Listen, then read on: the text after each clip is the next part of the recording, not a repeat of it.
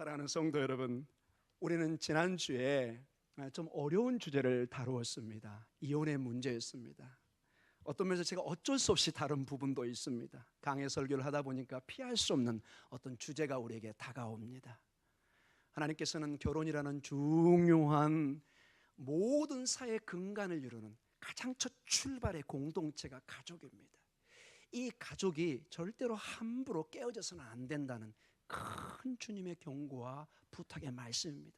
정말로 피치 못할 가운데 가정에 어려움이 올 수도 있지만, 그러나 할 수만 있으면 이 가정의 공동을 지키면서 하나님의 공동체가 건강해지고 사회와 나라가 건강해지기를 부탁하는 모습을 우리는 접했습니다. 오늘은 이 이혼의 문제와 버금가는 중요한 그리고 어려운 주제가 나옵니다. 바로 부의 문제입니다. 물질의 문제요, 돈의 문제입니다. 이것은 서구뿐만 아니라 저희 사회도 마치 민주사회지만 깊은 내면을 보면 우리가 자본주의라는 큰 정책을 따르고 있습니다. 자본주의의 핵심은 물질입니다. 돈이 모든 삶의 기준이 될 수 있다는 것을 어느 정도 우리가 전제하고 출발하는 제도입니다. 그래서 우리의 성도의 삶과 저희들의 삶에 돈이 너무 많아도 이 돈이 큰 우리에게 시험거리가 되어서 가정을 쪼개고 형제와 형제, 자매와 자매, 부모와 자식 간의 싸움이 되는 유산 문제 때문에 큰 집안의 문제가 되는 것을 종종 우리가 접하는 것을 보게 됩니다. 정말 보험금을 타기 위해서 끔찍한 일을 하는 그 돈 때문에 얼마나 사람이 짐승처럼 변하는 것을 보게 됩니다. 동시에 돈이 너무 부족하면은, 연약하면은 정말 인격적으로 비굴한 인생을 살 수밖에 없는, 남에게 사정을 해야 되고 항상 기가 죽어서 살아야 되는, 얼굴을 피지 못하는 그런 모습도 보게 됩니다. 그래서 부의 문제, 이 돈의 문제는 굉장히 어려운 주제입니다. 그래서 대부분 목사님들이 이 문제에 대해서 축복만을 강의하고 설교하기를 원하지, 이 문제의 어떤 단점, 어려움을 지적하기는 쉽지 않습니다. 저도 쉽지 않습니다. 왜냐? 제가 교수로 있을 때, 담임 목사가 아닐 때는 교회가 부를 강조하고 어떤 물질을 강조하는 걸 굉장히 세속적으로 생각을 했습니다. 그러나 정작 제가 담임 목사가 돼서 지금 제가 2년이 지금 돼가고 상당한 시간이 흐르면서 신방 가운데 성도들의 아픔과 어려움을 볼 때 본능적으로 우리 성도가 잘 되고 잘 살고 직장의 문제가 해결되고 물질의 문제가 해결되는 것을 당연히 바랄 수밖에 없는 저의 모습을 보는 것입니다. 그래서 이런 주제로 설교가 무척 제가 쉽지 않았습니다. 어려워하는, 힘들어하는 그런 성도를 보면서 물질은 시험거리입니다. 물질에 너무 중심을 두지 마십시오. 이렇게 제가 함부로 말할 수가 없는, 우리가 용서의 문제를 당사자가 아니면 함부로 용서하세요, 다 포기하세요, 이렇게 쉽게 말할 수 없는 것처럼 어려운 가정에 이 물질의 문제를 영적으로만 접근하기는 단순한 문제가 아니라는 것입니다. 정말 당장 새끼의 어려움을 가지고 직장의 어려움 가운데 있는 성도에게 이것을 거룩한 어떤 영적인 문제로 가면서 주님이 다 알아서 채워주실 것입니다, 이렇게만 말하기에는 너무나 현실의 벽이 크다는 것입니다. 우리는 어떻게 해야 될까요? 오늘 이 문제를 우리가 접하면서 오늘 본문에 있는 것을 통해서 우리가 더하지도 않고 가감하지도 않고 주님이 이 말씀을 통해서 우리에게 주시고자 하는 진정한 뜻, 도전, 하나님 나라의 백성으로서 어떻게 우리가 물질을 대해야 될 것인가를 이 본문 가운데 다시 한번 살펴보는, 그래서 정말 지혜롭고 총명한, 하나님이 기뻐하시는 그러한 물질관, 그러한 삶의 경영이 있기를 축원합니다.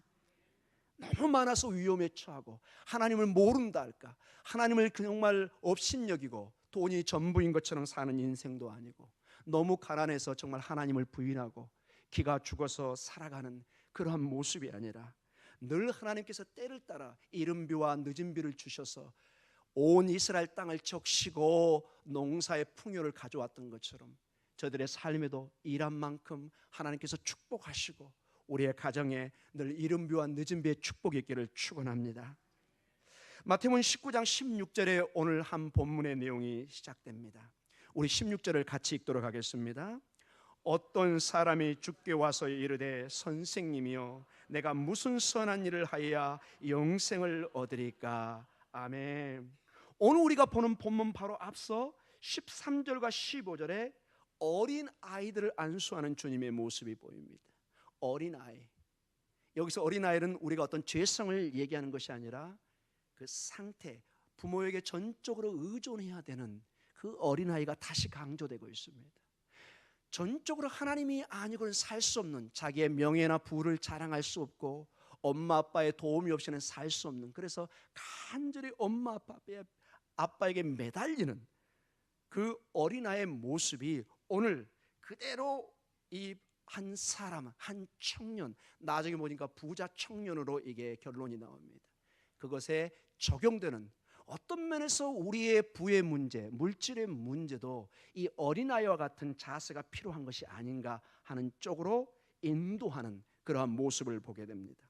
오늘 16절은 먼저 시작이 보아라 이렇게 시작됩니다. 이두. 아쉽게도 우리 한국 성경은 이게 좀 약화되어 있습니다. 여러분 이미 마태복음에서 제가 여러 번 강조한 내용을 여러분 알고 계실 것입니다.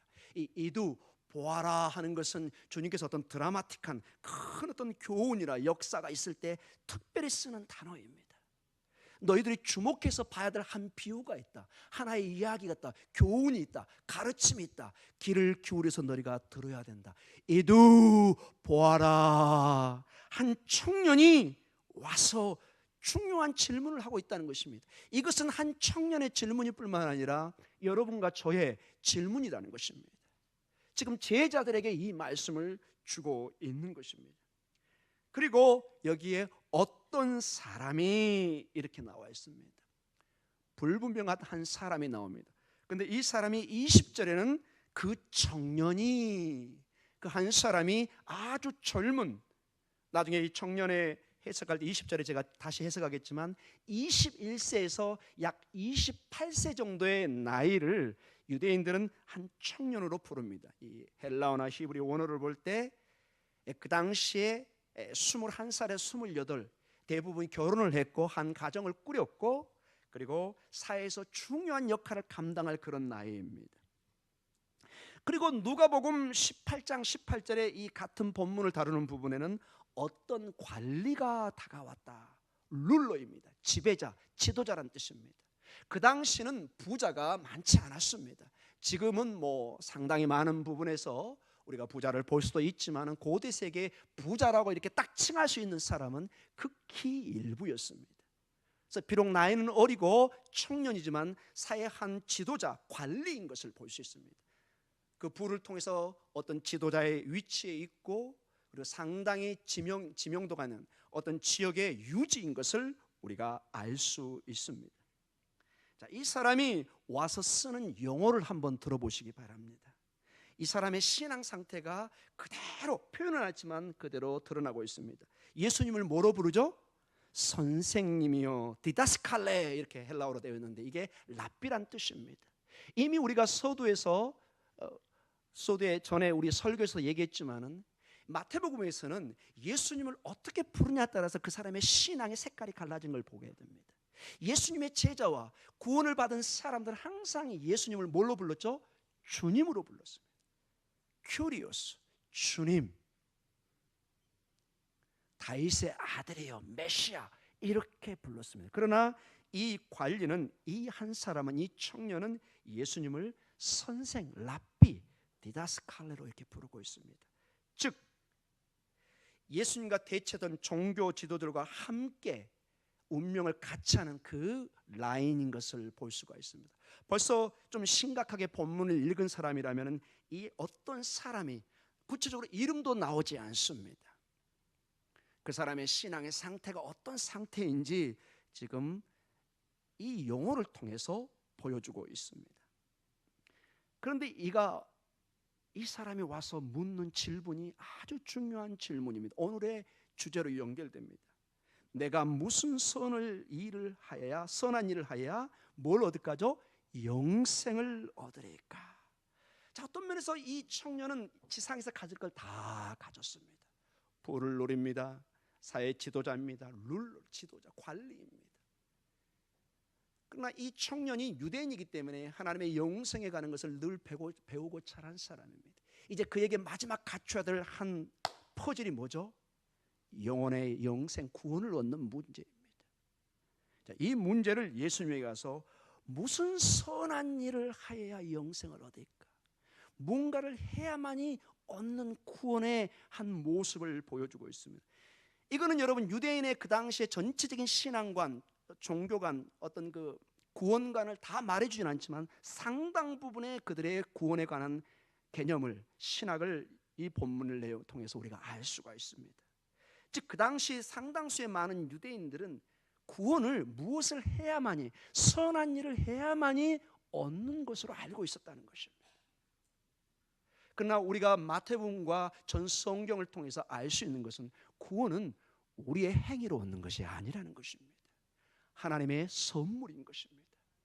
마치 니고데모와 예수님과의 대화 속에서 중생, 영원한 거듭남의 사건은 아노텐, 즉 하늘로부터 이루어지는 전적인 성령의 사역인 것을 말씀하고 있는데, 이 예수님의 진리, 비밀을 알지 못하는 사람들은 아직도 무언가를 행해서 도를 닦아서 이 땅으로부터 하늘로 찾는 그러한 구원관을 가지고 있는 것을 보게 됩니다. 대부분의 우리의 동양 철학이나 우리 한국의 종교들도 땅에서 하늘로 찾아가는 전형적인 모습을 우리가 비교해보면 잘 알 수 있을 것입니다. 얼마나 많은 일을 해야 어떤 선행을 행하고 쌓아야 하나님 나라의 영성을 얻을 수 있는지 묻고 있는 것입니다. 자, 여기서 이 청년의 이 질문을 다시 한번 여러분이 면밀히 보셔야 됩니다. 자, 무언가 선행을 통해서 얻을 수 있습니다. 자, 이 청년은 어떤 사람이죠? 물질이 많은 사람입니다. 큰 부자고 힘을 가진 사람입니다. 이 청년은 비록 나이가 많지는 않지만 충분히 인생을 살았고 사회 한 일원으로서 돈으로 많은 일을 처리해왔고 돈의 위력을, 물질의 위력을 이미 알고 있는 사람입니다. 돈의 힘으로 집의 노예를 다스리고 사회의 유지가 되고 돈의 힘을 이미 알고 있는 그런 사람인데, 여기서 멈추는 것이 아니라 이제 한 발자국 더 나가고 있는 것을 보게 됩니다. 심지어는 영생까지도, 하나님의 세계도 돈으로 측정할 수 있다고 지금 접근하고 있는 것입니다. 여러분, 그게 보이시는가요? 어떤 일을 행하여야, 한마디로 노골적으로 얘기하면 내가 얼마의 돈을 쌓으면은 영생을 살 수 있습니까? 이렇게도 해석할 수 있는 본문이라는 것입니다. 사랑하는 성도 여러분, 자본주의의 좋은 점도 있지만 가장 무서운 점이 돈이면 모든 게 가능하다는 것입니다. 여러분, 돈이면은 사람을 살릴 수도 있고 죽일 수도 있습니다. 돈이면은 여러분 대부분의 모든 걸 할 수 있습니다. 심지어 돈이면 여러분 오늘 굳이 이 지하실에 안 내려가도 됩니다. 전화 한 통 하면은 짜장면뿐만 아니라 호텔식도 오게 할 수 있습니다. 여러분 확 와닿으시죠? 예, 졸고 계신 분들 확 와닿으시죠? 예, 많이 피곤해 보이십니다, 여러분. 전화 한 통 하면 사람이 와서 여러분 마사지도 할 수 있습니다. 얼마나 좋은 세상인지 모릅니다. 외국에 나가면 한국인 얼마나 잘 사는지 모릅니다. 무인도에서 낚시를 하다 전화해도 배 타고 짜장면을 배달할 수 있는 나라입니다. 외국은 불가능한 것을 많이 보았습니다. 사랑하는 성도 여러분, 돈으로 모든 것을 할 수 있다, 살 수 있다. 세상의 모든 것은 가격이 매겨져 있고 심지어 하나님도 가격으로 흥정할 수 있는, 구원도 돈으로 살 수 있다는 가격이 있다고 생각하는 위험한 방향 쪽으로 지금 가고 있는 것을 우리가 보게 됩니다. 예수님께서 이 질문에 17절 같은 말씀으로 대답을 하십니다. 19장 17절입니다. 같이 읽겠습니다.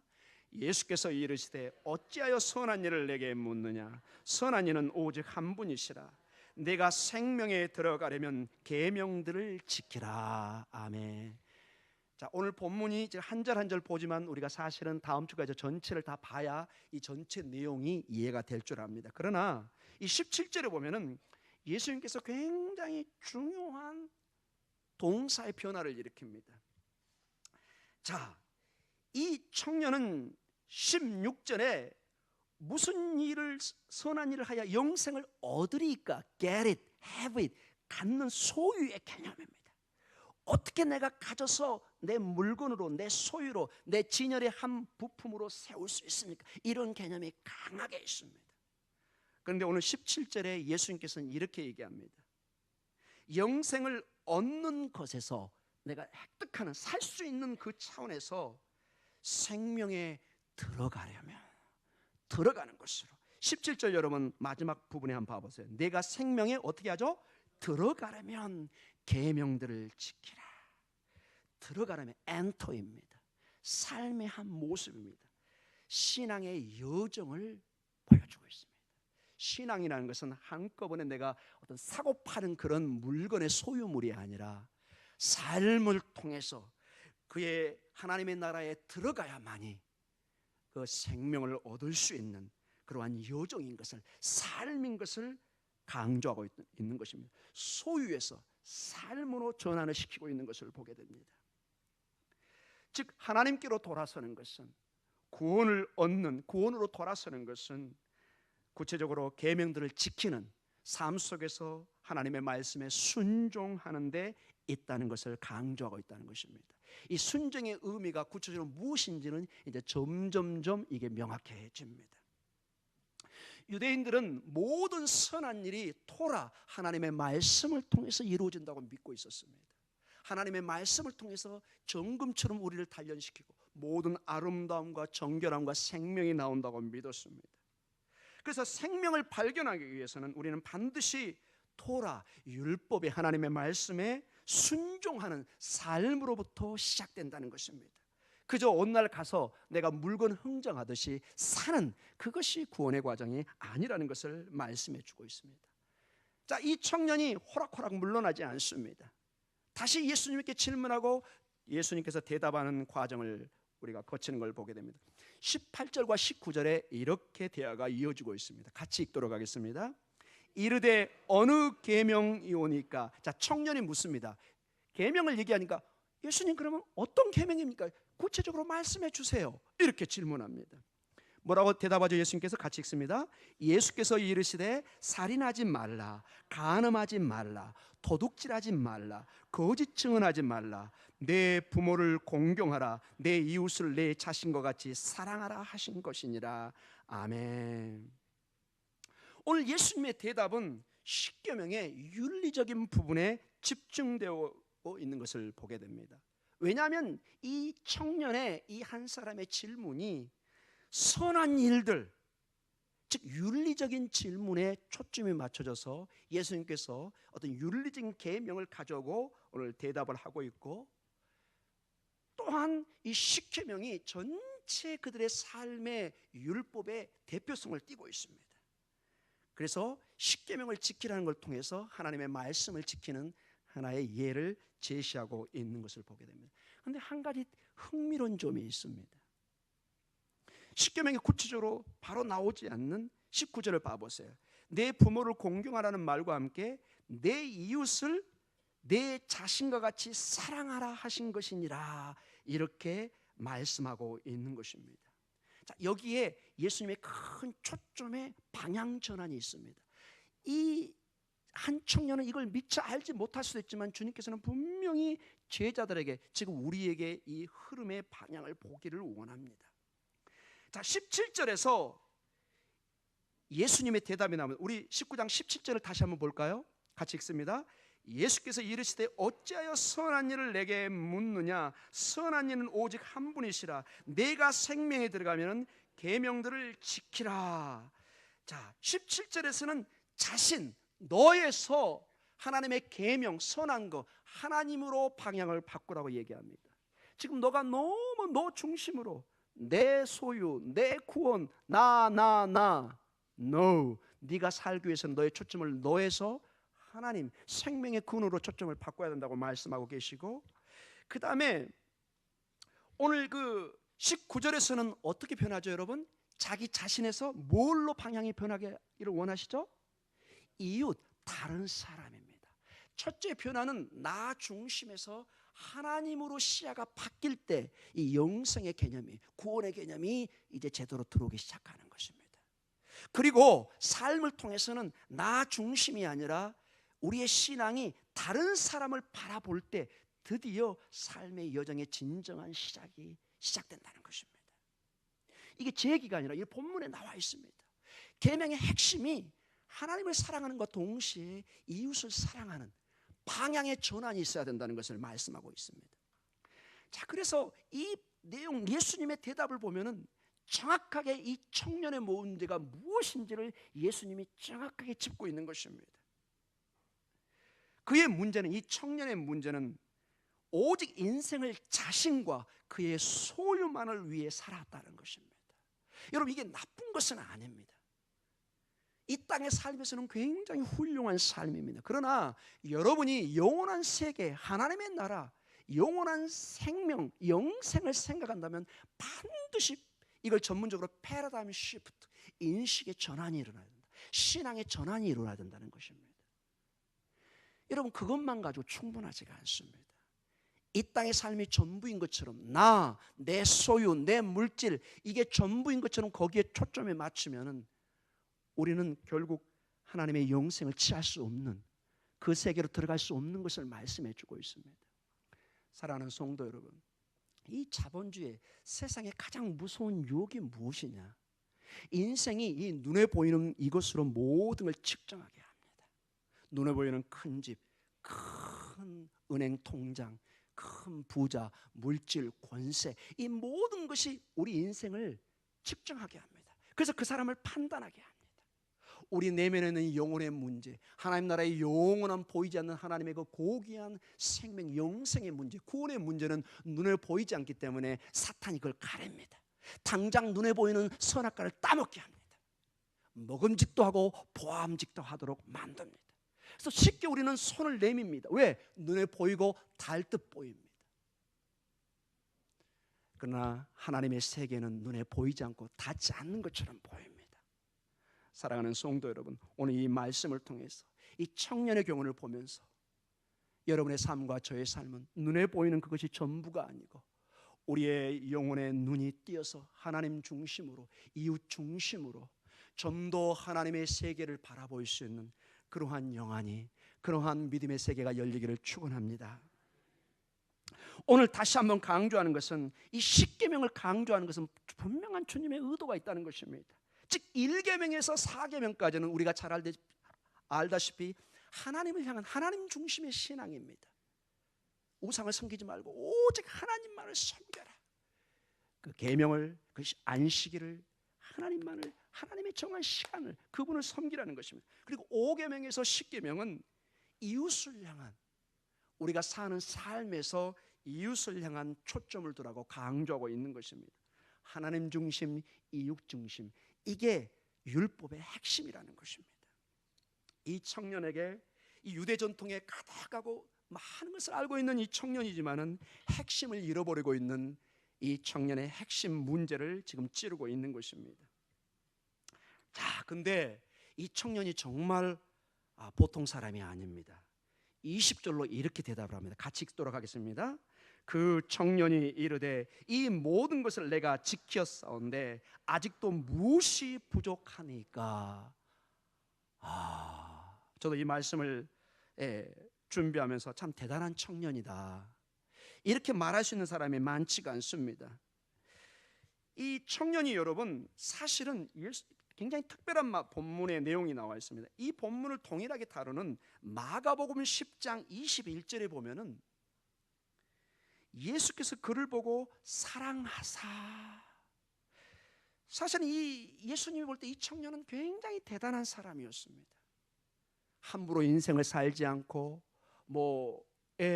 예수님이 볼 때도 굉장히 기특한 청년이었습니다. 본문의 마가복음에 이게 적시되어 있는 걸 제가 보았습니다. 여러분도 확인할 수 있습니다. 마가복음 10장 21절에 그를 보고 사랑하사. 근데 오늘 20절에 마태복음 19장 20절에 그 청년이 나이가 한 21세에서 28세 정도 되는 그러한 나이에, 그러나 분명히 마태복음에는 그의 교만함이 드러나고 영적인 교만함이 드러난 것을 우리가 볼 수가 있습니다. 이 모든 것을 내가 지키어 싸운데, 주님, 저 보통 사람 아닙니다. 저 돈 있다고 뭐 거들먹거리고 그런 사람이 아니라 저 율법 충실히 지켰습니다. 그 정도 자신 있으니까 예수님 앞에 나왔죠, 여러분. 그리고 그의 미래의 구원이 거의 보장된 것처럼 그의 말을 더합니다. 주님, 저 이 정도면 구원 받았지 않았겠어요? 어떻게 할 수 있죠? 그 다음 절이 뭐죠? 아직도 무엇이, 같이 읽겠습니다. 시작. 아직도 무엇이 부족하니까. 주님, 한번 꼭 집어서 말씀 좀 해주세요. 제가 부족한 거 있나요? 여러분, 뭐 자녀들은 이미 다 컸으니까 손주들은 어떠세요? 너무 이제 자랑스러워가지고 엄마나 죄송합니다, 할머니나 뭐 할아버지한테 와서 저 사탕 10개 주셔야 돼요. 너무 자신만만한 그런 모습입니다. 아직도 무엇이 부족합니까? 이만큼 했으면 되지 않았습니까? 자, 이 말을 비춰볼 때 우리는 두 가지 이 사람의 심리 상태를 어느 정도 유추해 볼 수 있습니다. 학자들도 그거를 이렇게 잡아냅니다. 지나친 자만과 만족을 느끼는, 그래서 예수님 앞에서 당당하게 이렇게 얘기할 수 있는 그런 모습과 동시에 이 청년에게는 깊은 내면의 불안이 있다는 것입니다. 돈으로 모든 것을 가졌고 나름대로 율법을 지키고 열심히 살아온 그에게 깊은 내면에 눈에 보이지 않는, 눈에 보이는 것은 다 자기가 취했는데 이 구원만큼은 눈에 보이질 않거든요. 이게 확실히 자기에게 주어졌는지 안 주어졌는지 불안한 것입니다. 그래서 옆에 지나가는 선생님, 위대한 성곽자와 같은 그 사람에게 좀 통찰력이나 지도를 받아보려고 하는 마음이 있는 것을 보게 됩니다. 그래서 와서 묻는 것입니다. 제 구원은 어떻게 될까요? 사랑하는 성도 여러분, 깊은 내면에 여러분의 마음에 무엇이 있습니까? 내가 구원을 받았는가 받지 않았는가? 아직도 불안한 마음이 있습니까? 오늘 이 본문을 보면서 다시 한번 여러분을 점검해보는 시간이 되기를 기도합니다. 19장 21절에 이렇게 예수님이 말씀하십니다. 같이 돌아가겠습니다. 예수께서 이르시되 내가 온전하고자 할진대 가서 네 소유를 팔아 가난한 자들에게 주라. 그리하면 하늘에서 보화가 내게 있으리라. 그리고 와서 나를 따르라 하시니. 아멘. 자, 이 본문은 굉장히 중요한 본문이고 주님이 대답하는 본문입니다. 마가복음 10장 21절에 보면은 이렇게 나옵니다. 예수께서 그를 보고 사랑하사 이르시되 내게 한 가지 부족한 것이 있으니. 그 얘기는 굉장히 칭찬하는 것입니다. 정말 너 열심히 살아왔다, 내가 인정하마. 그래서 사랑하는 마음을 표현합니다. 근데 한 가지가 부족하다는 것입니다. 그리고 참고적으로 와서 나를 따르라. 여러분 마태복음의 여러 복음서를 보면은 여러 백성들과 군중이 따르지만 예수님께서 구체적으로 나를 따르라 이 말을 한 사람은 의외로 많지 않습니다. 극히 일부의 제자들에게만 얘기했습니다. 즉 만약에 이 청년이 이름은 밝혀지지 않았지만은 이 재산을 포기하고 주님을 따랐다면은 영원한 제자의 판열에 올라갈 수 있는 그런 사람이 될 수 있었다는 것입니다. 그만큼 주님이 인정한 사람이었습니다. 그런데 한 가지가 부족합니다. 마가복음에 보면은 그게 뭐냐? 온전하고자 할 때, 즉 구원의 그 세계에 들어가려고 할 때는 네가 근본적인 문제를 지금 지적하고 있습니다. 내 소유를 팔아 가난한 자들에게 주라. 그리하면 하늘의 보화가 내게 있으리라. 자, 이 청년의 깊은 내면에 무엇이 있다는 것이죠, 여러분? 주님께서 일부러 꼭 집어서 소유를 팔라고 얘기합니다. 즉 주님이 지금 이 청년을 볼 때 깊은 내면에 하나님의 말씀을 지키는 것까지는 좋은데 깊은 심장 속에 하나님이 중심이 있는 것이 아니라 물질이, 그의 부가, 재물이 중심에 있는, 신의 위치에 있는 그것을 주님이 지적을 하고 있는 것입니다. 꼭 집어서 얘기합니다. 너 다 지켰구나. 정말 내가 너를 사랑한다. 그런데 너에게 한 가지 부족한 것이 있는데 내 소유를 팔아라. 가장 이 청년이 할 수 없는, 마지막까지 잡고 있는, 그러나 숨기고 있는, 절대로 드러내지 않죠. 내 중심의 중심이 이 보화로, 이 물질로 차졌다는 걸 표현하지는 않죠. 그러나 주님은 알고 있는 것을 보게 됩니다. 이 청년의 소유, 재물은 그의 우상, 신이 되어 있는 것을 말씀하고 있는 것입니다. 하나님 대신에 재물이 그의 중심에 가득 있는 것을 주님이 보고 있는 것을 우리가 알게 됩니다. 영생을 얻는 오직 방법은 그의 삶의 중심에 자리 잡고 있는 우상신, 이 물질의 신을 없애야 된다는 것입니다. 다시 한번 강조드립니다. 여러분, 예수님께서 물질 그 자체를 비판한 것이 아니라는 것입니다. 이 물질이 어느 날 하나님의 자리까지 올라와 있는 우상을 지금 논하고 있는 것이라는 것입니다. 그리고 그가 진실로 이웃을 사랑한다면 그에게 우상처럼 자리 잡고 있는 그 물건이나 소유를 팔아서 가난한 이웃에게 나누어 줘야 된다는 것을 강조하고 있습니다. 여러분, 유대 청년들, 유대 사람들은 의무적으로 기도와 구제를 하게 되어 있습니다. 그래서 지금도 여러분이 혹시 유대인들을 사귀게 되면은 그들이 구제의 삶을 늘 하고 있는, 아주 부러울 정도로 구제 행동을 합니다. 그래서 이 청년의 구제 문제를 지금 지적하는 것이 아닙니다. 그 마음의 중심에 자리 잡고 있는, 즉 우상으로 잡고 있는 근본적인 문제인 이 재물 우상을 주님이 말씀하고 있다는 것입니다. 자, 그렇게 하면은, 네가 내 말에 이렇게 하면은 하늘에서 보화가 내게 있으리라, 이렇게 말씀하십니다. 하늘의 보화를 얻으려면 반드시 땅의 보화를 포기해야 된다는 것입니다. 자, 거듭 강조합니다. 이게 여러분의 사업을 그만두라는 얘기가 아닌 것입니다. 여러분, 이게 지금 하나님이냐 우상이냐 이 문제를 다루고 있는 것입니다. 이 재물이 우상의 자리로 갈 때는 이걸 버리지 못하면 주님께서는 두 주인을 섬길 수 없다고 말씀하고 있는 것입니다. 고린도전서 3장 12절과 15절에 마지막 종말에 있을 하나님의 심판의 내용을 얘기하는데 이렇게 나와 있습니다. 우리 같이 한번 읽도록 하겠습니다. 만일 누구든지 금이나 은이나 보석이나 나무나 풀이나 짚으로 이 터 위에 세우면 각 사람의 공적이 나타날 터인데 그 날이 공적을 밝히리니 이는 불로 나타내고 그 불이 각 사람의 공적이 어떠한 것을 시험할 것입니다. 만일 누구든지 그 위에 세운 공적이 그대로 있으면 상을 받고 누구든지 그 공적이 불타면 해를 받으리니 그러나 자신은 구원을 받되 불 가운데서 받은 것 같으니라. 아멘. 이 고린도전서 3장에서 사도 바울 선생님이 강조하는 것은 한마디로 마치 금이나 은, 보석, 이거는 나무나 풀이나 짚과 같다는 것입니다. 마지막 심판 때, 불의 심판 때 다 사라질 것입니다. 사랑하는 성도 여러분, 이게 중요한 가르침입니다. 이게 전부인 것처럼 영원히 내 지방과 은행 잔고에 남아있을 그 보물이 어느 날 사라진다는 것입니다. 절대로 우리가 영원한 세계 여비, 차비로 가져갈 수 없는 것입니다. 여러분, 천국의 문은 뇌물이 통하지가 않습니다. 1조 뇌물을 줘도 절대로 들어갈 수가 없습니다. 그러나 예수 그리스도의 터 위에 세운 사람은 마지막 때 그 불의 심판에 견디어낸다는 것입니다. 아멘. 사랑하는 성도 여러분, 이 교회가 이걸 그래서 반드시 강조해야 됩니다.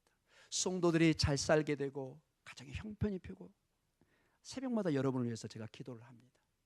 그러나 그것이 이런 여기 나무나 풀이나 집에 태워질 그런 자리에 올라가 있으면, 마치 이것이 나에게 구원을 주고 하나님을 대신할 수 있는 그런 자리에 있다면 그것은 우리에게 저주가 되는 것입니다. 이것은 이 강단에서 강력하게 주님이 경고하라고 오늘 말씀을 주고 있는 것입니다. 사랑하는 성도 여러분, 그리고 주님이 이러한 가운데 와서 나를 따르라고 말씀하십니다. 우리 19장 21절을 같이 한번 읽어보도록 하겠습니다. 19장 21절입니다. 예수께서 이르시되 내가 온전하고자 할 때 가서 내 소유를 팔아 가난한 자들에게 주라. 그리하면 하늘에서 보화가 내게 있으리라. 그리고 와서 나를 따르라 하시니. 아멘. 강력한 동사를 씁니다. 가서 팔아라. 머뭇거리지 말라는 것입니다. 과감하게 팔아서 우상을 제거하라는 것입니다. 그래서 여러분, 오늘 목사님 설교에 내 재산을 다 팔라고 하시네. No. 여러분 패가 망신하십니다. 그러시면 그런 뜻이 아닙니다. 여기서 우상으로 자리 잡고 있는 여러분의 그 하나님을 대신하는 그것을 가서 과감하게 제거하라는 것입니다. 그리고 와서 나를 따르라. 이렇게 큰 결단을 내릴 것을 말씀하고 있습니다. 즉 제자도의 시작, 교회의 시작은 세상을 거부하고 우상으로 자리 잡고 있는 그 어떤 것도 거부하고 예수님을 따르는 데부터, 이 따르는 순간부터 교회와 우리의 신앙의 삶이 출발되고 있는 것을 보여주고 있습니다. 그래서 우리 마음에 이 우상이 있고 제자라고 절대 말할 수 없다는 것입니다. 자, 이제 19장 22절에 아주 이 내용처럼 슬픈 내용이 나와 있습니다. 같이 읽도록 하겠습니다. 그 청년이 재물이 많음으로 이 말씀을 듣고 근심하며 가니라. 아멘. 사실은 이 청년은 하나님의 영생을 붙잡는 것이 아니라 재물을 붙잡고 있는, 이 재물이 많음으로 근심 가운데, 여기서 근심하다는 이 헬라어 표현은 깊은 슬픔과 고통을 표현합니다. 마음이 상할 정도로 슬퍼하며 고통스러워한다는 문법적 뜻이 있습니다. 가슴이 애린다는 것입니다. 저 영생도 내가 가져야 되는데, 근데 눈에 보이는 이 물질을 놓기가 너무 힘들다는 것입니다. 정말로 여러분, 우리 동양 사상으로 눈을 갖고 가야 되는데 너무 미련이 많아요. 저걸 내가 놓고 가야 되는데, 죽는 순간에도 한숨을 짓고 가야 됩니다. 아이고, 저걸 놓고 가야 된다.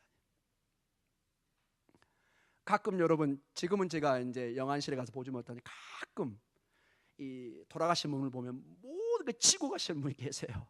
아마 그거를 놓고 싶지 않은 모양 같습니다. 여러분의 마지막 때 모든 걸 피고 가시는 축복이 있기를 기도합니다. 하나님께 맡기고, 여러분 이 땅의 것은 가져가지 못합니다. 하나님의 가치에 합당하지 않는 것은 다 티끌처럼 사라져버리는 것입니다. 여러분의 마지막 죽음의 모습이 천사와 같이 환한 모습, 여러분의 가족이 봐도 우리 어머니 우리 아버지 정말 평안히 가셨구나, 이런 축복이 있기를 기도합니다.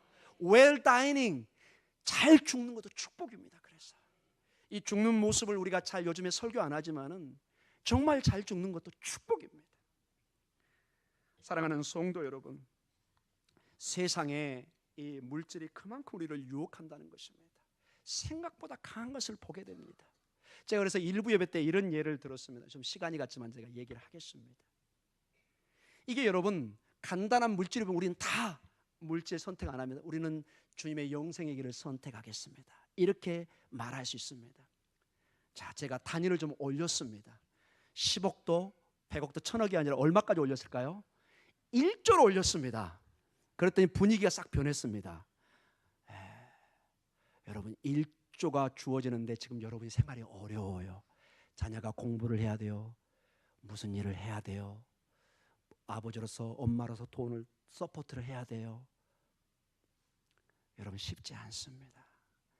이 물질은 정말로 쉽지 않은 게 주변의 뉴스를 들으면 금방 알 수 있습니다.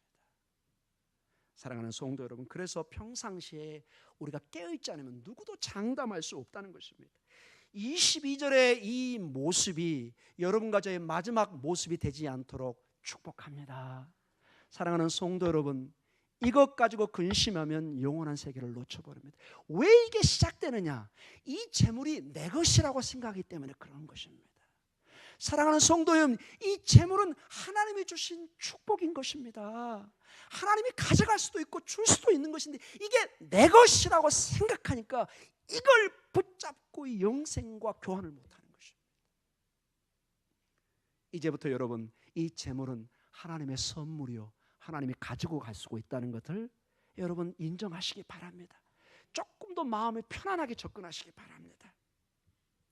다시 한번 얘기합니다. 물질, 부 그 자체가 죄는 절대로 아닙니다. 그래서 누가복음 19장 1절과 10절에 삭개오의 사건을 보면은 큰 부자 아닙니까? 세리장으로서. 그러나 단 한 번도 예수님이 너의 전 재산을 다 포기해라 이런 말 하지 않습니다. 부와 그 물질 자체는 중간에 위치해 있습니다. 그 자체가 문제가 아니지만 마음에 어떤 중심을 두고 있느냐가 문제입니다. 디모데전서 6장 9절과 10절에 그래서 이렇게 경고를 주고 있습니다. 교회에게, 에베소 교회 디모데 목자에게 주신 편지입니다. 같이 한번 읽어볼까요? 부하려 하는 자들은 시험과 올무에 여러 가지 어리석고 해로운 욕심에 떨어지나니 곧 사람으로 파멸과 멸망에 빠지게 하는 것이라. 돈을 사랑함이 일만하게 뿌리가 되나니 이것을 탐내는 자들은 미혹을 받아 믿음에서 떠나 많은 근심으로서 자기를 찔렀도다. 아멘. 자, 이 부를 사랑한다고는 단어를 씁니다. 성경에는 이 사랑하는 단어를 하나님께만 써야 됩니다. 근데 이 물질을 사랑하게 됩니다. 애인처럼 우상처럼 사랑합니다. 사랑한다는 말은 그 사람의 가슴에 품는다는 뜻입니다. 여러분, 우리의 인간적인 사랑도 어떤 사람을 가슴에 품을 때 사랑이 이루어지고 결혼까지 가는 것을 보게 돼요. 그게 사랑하는 사이입니다. 가슴에 없는 사람은 빨리 여러분 눈치 주고 떠나셔야 됩니다. 우리 여기 결혼하지 않는 우리 자녀분들, 사랑한다는 것은 그 사람을 가슴에 담는 것입니다. 여기 물질을 가슴에 담을 때, 사랑할 때 모든 악의 뿌리가 되는 것을 말씀해 주고 있습니다. 결론적으로 말씀을 마치겠습니다. 다음 주에 계속해서 이 중요한 문제를 이어가면서 결론을 지어가겠습니다. 오늘 제가 일단 결론을 맺도록 하겠습니다. 이 물질을 얘기하면 어떤 성도는 이렇게 반응도 합니다. 목사님, 저는 물질을 사랑하지 않아요. 저에게는 우상이 아닙니다. 이렇게 말을 하지만 가만히 그 사람의 삶을 돌이켜보면 돈에 쩔쩔쩔 매는 것을 보게 됩니다. 삶을 통해서 돈의 지배를 당하는 모습을 보게 됩니다. 사랑하는 성도 여러분, 우리가 좀 더 다음 주를 통해서 이 문제를 다루겠지만은 우리의 마음속에 예수 그리스도의 사랑만이 충만하기를 기도합니다. 우리도 모르게 이 물질의 문제는 워낙 예민하고 중요한 문제이기 때문에 나 너무 가까이 하고 있습니다. 이 물질의 문제 때문에 시험에 들지 않는, 정말 이 청년처럼 근심 가운데 가슴이 애리도록 그러한 가운데 주님을 떠나는 것이 아니라 반대로 눈에 보이진 않지만 과감하게 세상 것을 우리가 거부하고 영원한 생명, 정말로 영원한 그 생명을 바라보는 가운데 오늘도 영생의 길을 쫓아가는 여러분과 저의 삶이 되기를 주님의 이름으로 축원합니다. 기도하겠습니다.